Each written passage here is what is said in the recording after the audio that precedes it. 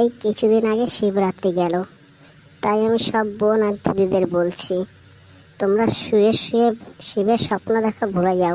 তোমরা শুয়ে শুয়ে হয়তো ভাবছো শিবের মতো বর পাবো, কিন্তু সেটা তো সম্ভব না, কারণ শিব সরকারি চাকরি করে না। তাই তারা অনেক আগে ভেবে রেখেছে আমার মেয়ের বর যে হবে সেই জন্য সরকারি চাকরি করে আর অনেক টাকা ইনকাম করে।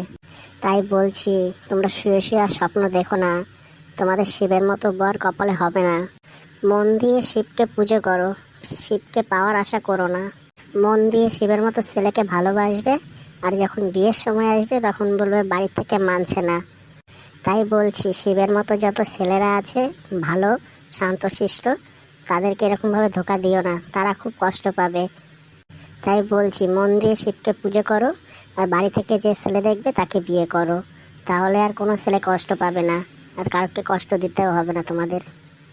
রাত্রে শুয়ে শুয়ে আর শিবকে স্বপ্ন দেখো না, কারণ ওটা তোমাদের কপালে হবে না, বাড়ি থেকে কোনোদিনই দেবে না।